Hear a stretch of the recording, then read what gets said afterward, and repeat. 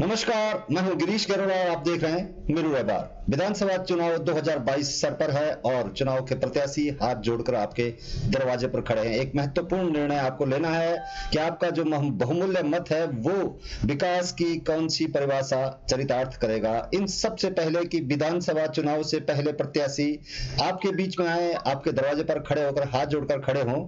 पार्टियों को तय करना है कि वो किस प्रत्याशी को मैदान में उतार रहे हैं। बात करते हैं गंगोत्री विधानसभा की, जिसके पीछे मिथक जुड़ा हुआ है कि सरकार बनाती है गंगोत्री, लेकिन सरकार बनाने से पहले तमाम राजनीतिक दलों को अपने प्रत्याशी तय करने हैं और जनता के पास सीमित अधिकार रह जाते हैं कि वो किस पार्टी के प्रत्याशियों को अपना मत देंगे। इस बीच जब आम आदमी पार्टी ने कर्नल कोठियाल का नाम और कांग्रेस पार्टी ने विजय पाल सजवाण का नाम तय कर लिया है गंगोत्री से, ऐसे में बीजेपी के दर्जन भर दावेदार अभी भी भाजपा के बूथ मजबूत वाले कार्यक्रम में भले ही दिखाई दे रहे हैं, लेकिन अपने अपने लिए दावेदारी करने से भी नहीं चूक रहे हैं। आखिर जनता किस आधार पर वोट दे, किस कसौटी पर कसे, हम एक एक करके सभी दावेदारों के पास जा रहे हैं। और आज हमारे साथ गंगोत्री विधानसभा से दावेदार के रूप में बुद्धि सिंह पंवार हैं, जो बताएंगे कि क्यों वो टिकट की दावेदारी कर रहे हैं। आपको बता दें कि एमएलएल भी हैं, आरटीआई एक्टिविस्ट भी हैं और इसी दम पर वो टिकट की दावेदारी कर रहे हैं। एक बार पहले हालांकि बीजेपी उन पर टिकट का दाव खेल चुकी है। जरा एक बार नजर डाल लेते हैं। जो है आधा जीवन इन्हीं कामों में बीत गया है।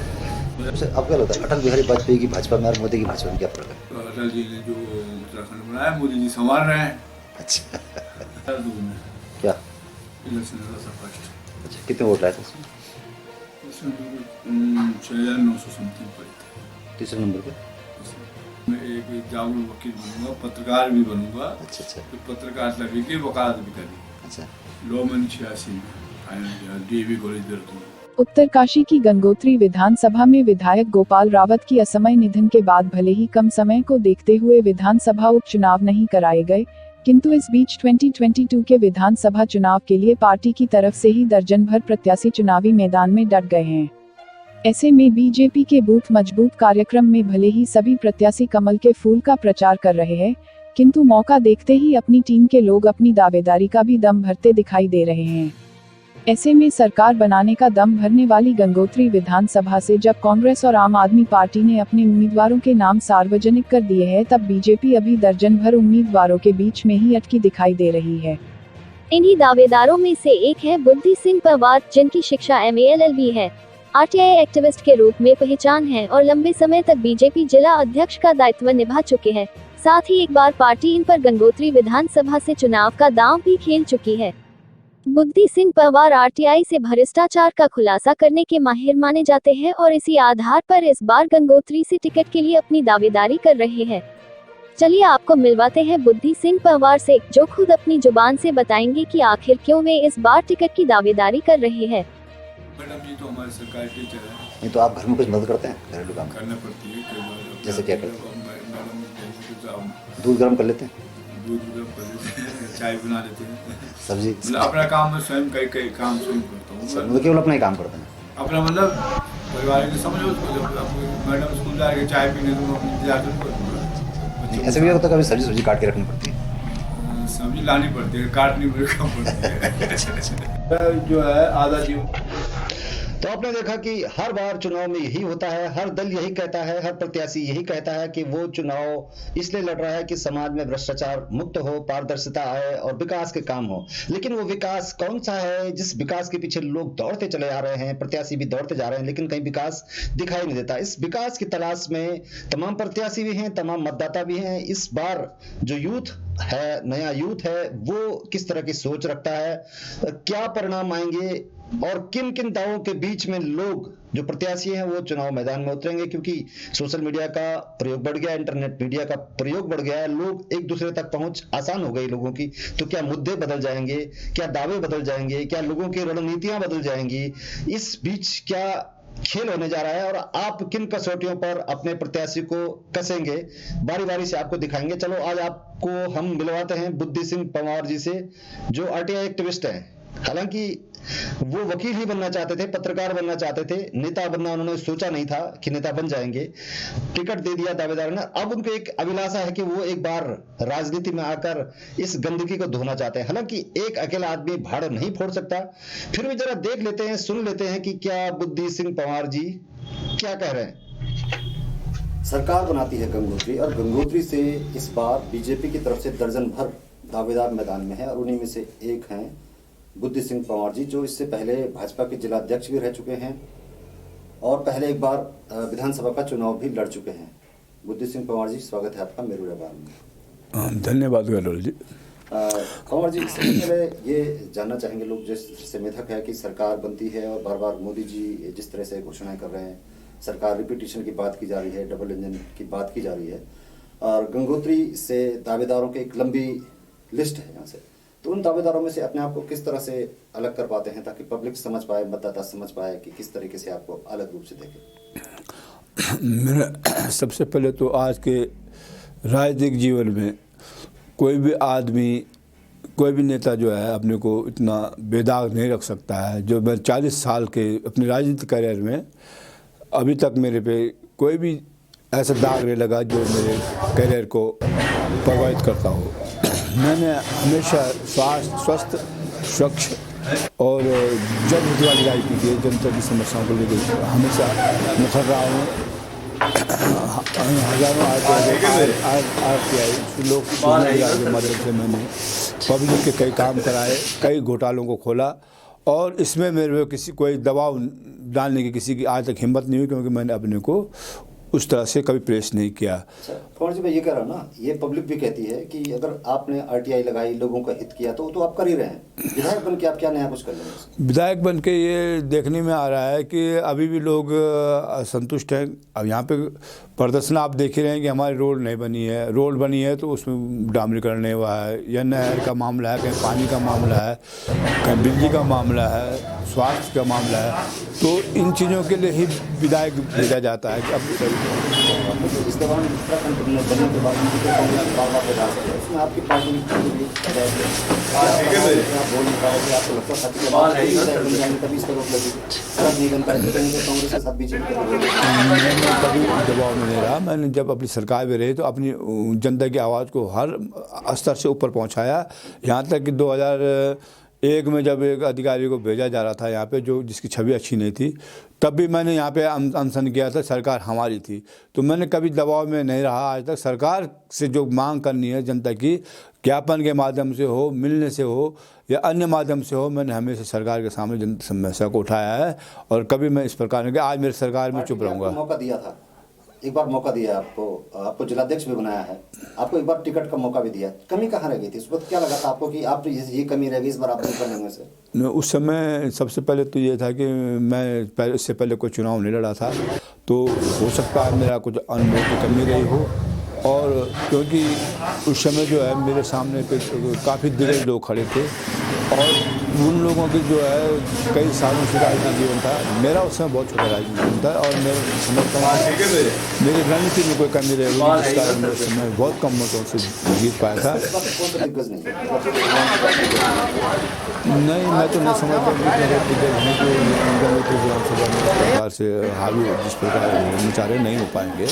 अगर पार्टी पार्टी मुझे टिकट देगी तो मैं निश्चित रूप से कह सकूँ सजवान जी चुनाव नहीं जीत पाएंगे। ये तो लगभग सभी कार्यकर्ता बोल रहे हैं कि पार्टी अगर टिकट देगी तो सब कुछ हो जाएगा। पार्टी आपका अपना कितना है? आपको जो आपने कहा कि मैंने सुधार कर लिया, मैंने ये बदल दिया इसका, मैं सुधार के लिए है कि एक तो सबसे पहला मेरा 2002 में मैंने भाषण दिया था, और मेरे कुछ ठेकेदार मित्रों को बुरा लगा था कि मैं ठेकेदारी राजनीति नहीं चलने दूंगा, और वही मेरा है कि आज अपने स्वार्थ के लिए, उस ठेकेदारी प्रथा को चलाने के लिए, अपने लोगों को ऑर्गेनाइज करने के लिए जो यहाँ पे राजनीति में करते हैं जनप्रतिनिधि, उसी से जो है यहाँ विकास नहीं हो पा रहे ढंग से, और मेरा यह मानना है कि मैं उस चीज़ को ख़त्म कर दूँगा।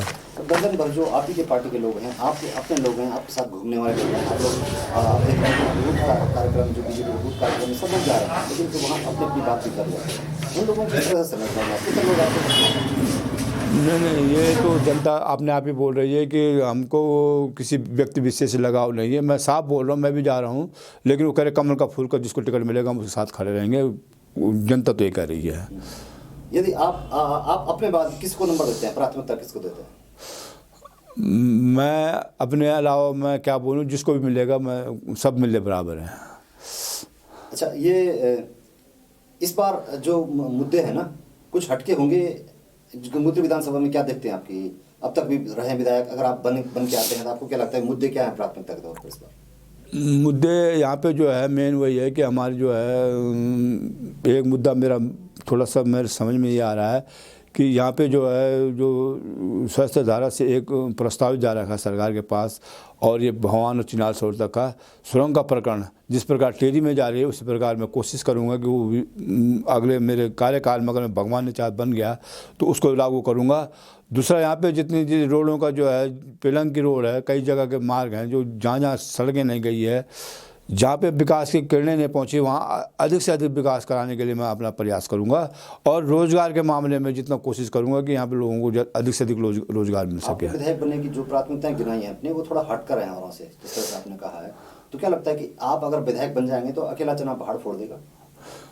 अपनी एक आत्मविश्वास होता आदमी का, अकेला चलने वाली बात नहीं है, क्योंकि हमारे पार्टी हमारे साथ खड़ी रहती है, विधायक के पीछे पार्टी खड़ी रहती है, सरकार अगर बन गई तो सरकार खड़ी रहती है, तो काम होते हैं। जो विधायक रहे उनके पीछे तो सरकार खड़ी थी, काम तब भी आप कुछ बचे हुए हैं, आप भी खुद शिकायत कर रहे हैं काम बचे हुए हैं। तो मेरे ख्याल है 5 साल का कार्यकाल में इतना काम नहीं हो पाए होंगे उनसे, और ऐसी बात ने विकास किया है। मैं नहीं कहता कि उन्होंने नहीं किया है विकास, लेकिन जिस तरीके से बात आपने कही, आपने RTI लगाई, आपने सब घोटाले का खुलासा किया, तो इस तरह के जो गुणों वाली जो पार्टी है वो आम आदमी पार्टी है, तो ये लगता है कि आम आदमी पार्टी से आपका मैच हो रहा है, मतलब आप नहीं, आम आदमी पार्टी सब ढोंग कर रही है मेरे हिसाब से, ऐसा कुछ नहीं है। आम आदमी पार्टी का जो है एजेंडा है रोजगार वाला, गारंटी वाला, वो आप ये देखिए कि वो जो है टीवी में केजरीवाल जी कहते हैं कि हम रोज़गार देने वाला बनो, रोज़गार देने वाला बनो। हमारी पार्टी पहले से प्रधानमंत्री रोज़गार योजना और मुख्यमंत्री रोज़गार योजना चला रही है, वो योजना तो हमारे यहाँ पहले से चल रही है, तो रोज़गार गारंटी कहाँ से हुई इसमें? इस प्रकार के गुमराह करने से आम पार्टी का कोई भला नहीं होने वाला। कहना चाह रहे हैं कि आम आदमी पार्टी खराब है, कर्नल साहब में कोई बुराई नहीं है? मैं ये बात नहीं कहूँगा कि किसमें बुराई है किसमें अच्छाई है, लेकिन मेरे हिसाब से आम पार्टी का यहाँ कोई भविष्य नहीं है। अच्छा, कांग्रेस के लिए क्या कहेंगे आप? बीच आ रहे समय कांग्रेस भाजपा बारी बारी से रही, भले बीजेपी विधायक हमारे बीच नहीं है, लेकिन कांग्रेस के विधायक रहे हैं, क्या कमियां करी उन्होंने कि जनता उनको छोड़ के आपको वोट देगी, इसमें बीजेपी वोट देगी? उनको भी आज जनता यहाँ पे 10 साल आजमा चुकी है, 10 साल तक माननीय सजवान जी विधायक रहे हैं, और क्या कारण है कि 2 बार वो हारे भी हैं, कोई ना कोई कमी रहती है। तो इस समय वो एक ऐसे मामले उठाने जा रहे हैं कि आज हमारे बीच में गोपाल रावत जी नहीं है, या वो सोच रहे हैं यहाँ लोग कमज़ोर नेता हैं सारे, बाकी मेरे अलावा कोई मजबूत नेता उत्तरकाशी में नहीं है, ऐसा नहीं है। हाँ, पार्टी बहुत मजबूत है, मजबूती से मुकाबला करेगी, मजबूती से जीतेगी। अच्छा, ये आपकी पार्टी के ही सुरतराम नौटियाल जी भी हैं, जो कह रहे हैं कि हमें एक बार भी टिकट नहीं मिला, आपको तो एक बार टिकट मिल भी गया, वो फिर कह रहे हैं लकड़ी एक बार और दे दो, एक बार पहले लकड़ी मांगी थी उन्होंने, एक बार फिर लकड़ी मांग रहे हैं। ये उनका व्यक्तिगत विचार है, इसमें मैं क्या कर सकता हूँ? नहीं, फिर वो दावे पे कह रहे हैं ना कि मेरे को एक बार टिकट नहीं मिला, अगर वो इस तरह से दावे करते हैं तो क्या आप बन सकता है? मेरे ख्याल में उनको इस समय नौजवानों को आशीर्वाद देना चाहिए। किस तरह को नौजवान पार्टी को दर्जन का है, कितने लगता है आपको कि लाइन में है काफ़ी ऐसी? नहीं, अधिकार है सबका, लाइन में ऐसे किसी को करना जा सकता, सबका अधिकार है, सबने पार्टी को काम किया। अब 1 महीने पहले 1.5 महीने पहले प्रचार शुरू होता, इस बार 3-4 महीने से ही पहले प्रचार शुरू हो गया, तो ये जो आई है ये किस तरह से आई है? लोग सतर्क हो गए हैं, एक्स्ट्रा अलर्ट हो गए हैं? नहीं, ऐसा नहीं है, लोगों का अपना है, लोग काम कर रहे हैं। पार्टी ने कई कार्यक्रम दिए, उस कार्यक्रम के निमित्त भी गाँव में आना जाना हुआ लोगों का, तो ऐसा लग रहा है कि प्रचार के लिए जा रहे हैं, ऐसा कुछ नहीं है। सर, जब पढ़ाई के जीवन से जब आदमी हॉबीज बनाता, जब अपने सपने देखता है, तो आपने पहले सोचा था कि आप नेता बनेंगे? नहीं, मेरे बचपन से तो नेता ऐसा, लेकिन मैं जब कॉलेज लाइफ में आया उसके बाद मैंने धीरे धीरे रूप हुआ मेरा, तो 1988-89 में राजनीतिक क्षेत्र में पहली बार आया बीजेपी में ज्वाइन करके। तब मेरा ये जो उत्तराखंड आंदोलन है, कई चीज़ों से जुड़ते भले मैं 1980 में उत्तराखंड आंदोलनकारी रहा हूँ, तो मैं छोटा बच्चा था, लेकिन फिर भी हम उत्तराखंड के हर आंदोलन में खड़े हुए थे। तो मेरे बचपन से आंदोलनकारी जैसे भावना रही है। नेता जो तब बाद में आई मेरे अंदर ये कि मैं नेता यहाँ पे जो नौ प्रकार की हालत देखता हूँ, इसमें कुछ समाज के, अपने गंगोत्री समाज के लिए, अपने उत्तरकाशी के लिए कुछ करते हैं, इसलिए मुझे लगता है इसके जनप्रतिनिधि नेता बन गए है। कुछ नहीं होगा, मैं ऐसा है कि मेरा एक व्यवसाय था, लेकिन उसमें राजनीति में जाने के बाद काफ़ी उससे मैं हट गया हूँ। और ये कहा जाता है कि बिना शराब के, बिना पैसे के चुनाव नहीं जीता जाता। इस सबसे कैसे निकल पाएंगे? सबसे कठिन सवाल गलोल जी आपने यही पूछा है, और ये वास्तव में दूषित वातावरण हो गया है। मैं समझता हूँ कि ये पहले हमारे यहाँ नहीं था ऐसा, क्योंकि यहाँ पे जितने चुनाव पहले हुए हैं, पहले कभी ऐसा नहीं होता था। लेकिन विगत 20 वर्षों में ये जो वातावरण बना है, उस हमारी नौजवान पीढ़ी को बर्बाद कर दिया है, और ये चीज़ नहीं होनी चाहिए। शराब और पैसे के बल पर लड़े जाने वाले चुनाव का नतीजा यही होता है जो आज हम विकास के लिए तरस रहे हैं, क्योंकि उसके बाद जनप्रतिनिधि का एक उद्देश्य रह जाता है कि मैं खर्च क्या है पहले उसको करूँ। पहले आपको किस वर्ष में था, कितने वोट लाए थे, आपके क्या पोजीशन आपके? मैं 2002 में का जो फर्स्ट चुनाव था मैंने लड़ा था, पार्टी उम्मीदवार बनाया गया था, और मैं जो उस समय तीसरे नंबर पे रहा, और मेरा जो है मात्र 700 वोटों से मेरी हार मिली। कितना बड़ा है, इस इलाके में आप किस तरह से पॉकेट मानते हैं? कुछ पॉकेट किस तरह का खाना है, पकौड़ी है, बाजार है, जिस तरह से भाजपा ने मंडल में बांट रखा है, आप किस तरह से मानते हैं इसको? भाजपा यहाँ पे बहुत मजबूत है। कैडर बोर्ड के अलावा यहाँ पे जनता की भी ये है कि जो हमारे माननीय प्रधानमंत्री जी के किए हुए कार्यों से बहुत खुश है, और यहाँ पे जो है जनता का यह है कि हम मोदी जी की पार्टी है, माननीय नए मुख्यमंत्री जी हमारे धामी जी के कार्यों से बहुत प्रसन्न है, और कैडर बोर्ड बढ़ी रहा है, घटने रहा है यहाँ पे। लेकिन महत्वपूर्ण बात तो यही है कि जितने दर्जन भर के लोग बीजेपी से दावेदारी कर रहे हैं, उसमें किसी एक को ही टिकट दे सकता है। अगर आपको भी कहा जाए तो आप किसी एक का चयन करेंगे, बाकी लोगों को क्या कहेंगे आपके जो और लोग हैं जो रह जाएंगे? मतलब किस तरह से पार्टी एडजस्ट कर सकती है उनको, कुछ और देगी या किस तरह से किया जाता है? क्या बहुत बड़ा हमारा संगठन है, बहुत बड़ी पार्टी है, सरकार में कई पद होते हैं, ऐसी बात नहीं, और सभी लोग एकजुट है। अभी अब सभी लोग कह रहे हैं किसी को भी टिकट देता है, ऐसा भी नहीं कह रहे हैं कि हमें दे दो, कई जगह क्योंकि जनता चाह रही है कमर को फूल लाओ जिसको लाना है। एक तो टिकट मांगने के लोग नीचे आते हैं,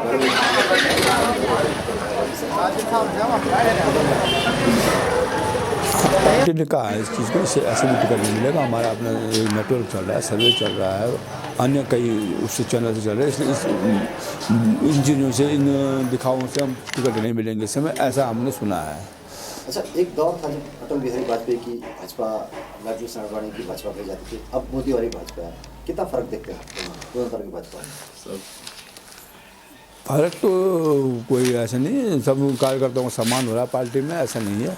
अब एक दौर होता है, एक समय होता है सबका, उन्होंने अपने समय में जो काम किया वो भी अच्छे थे, और आज मोदी जी करे वो भी अच्छा है। ये जो कहा जा रहा है कि तात्कालिक फैसले हैं या इस तरह की बातें हैं जो बहुत लंबे समय से जो विपक्ष भी आरोप करता था, ये कहेंगे करेंगे कुछ नहीं, ये अब हुए हैं जिस तरह से कहते हैं, तो अब क्या आया? जब इच्छा शक्ति बड़ी है या कहते हैं क्या? नहीं, मोदी जी का जो विजन है बहुत अच्छा है, और जो जिस प्रकार से काम कर रहे हैं भारत को एक नई ऊंचाई पर ले जाने के लिए, वो बहुत अच्छा है।